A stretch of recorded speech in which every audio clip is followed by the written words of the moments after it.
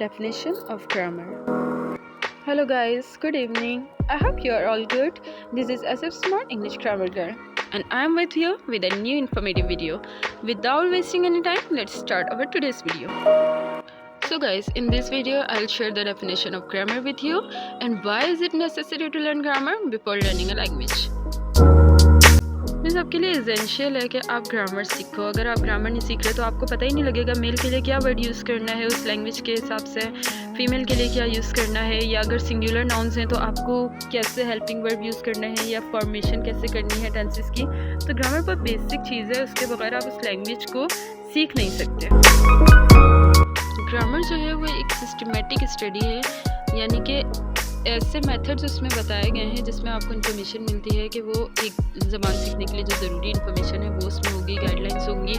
Second चीज़ की grammar जो है वो हमें सिखाती है कि उस लैंग्वेज को, स्पेसिफिक लैंग्वेज जो आप सीख रहे हैं उसको कैसे बोलना है और किस अंदाज में उसको लिखना है।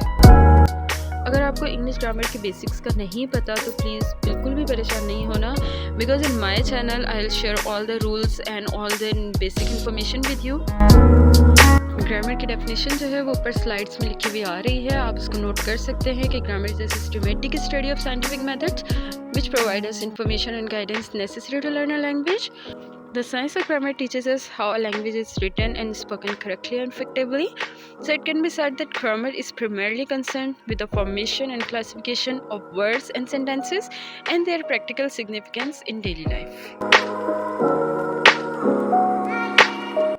I'll explain you कि किन सब्जेक्ट्स के साथ कौन से हेल्पिंग वर्ब यूज़ होने हैं, एक्टिव को पैसिव वॉइस में कैसे चेंज करना है, डायरेक्ट स्पीच को इनडायरेक्ट स्पीच में कैसे चेंज करना है। ग्रामर की डेफिनेशन मैंने आपके साथ शेयर की है, उर्दू में मैंने आपको उसको अच्छे से एक्सप्लेन कर दिया है, और नेक्स्ट थिंग कि मैंने आपको बताया है कि वो क्यों है ज़रूरी सीखनी, और सेकंड थिंग कि आपको मैंने इसकी डेफिनेशन जो है वो स्लाइड शो में लिखी हुई आ रही थी, आप उसको नोट डाउन कर लें, याद कर लें।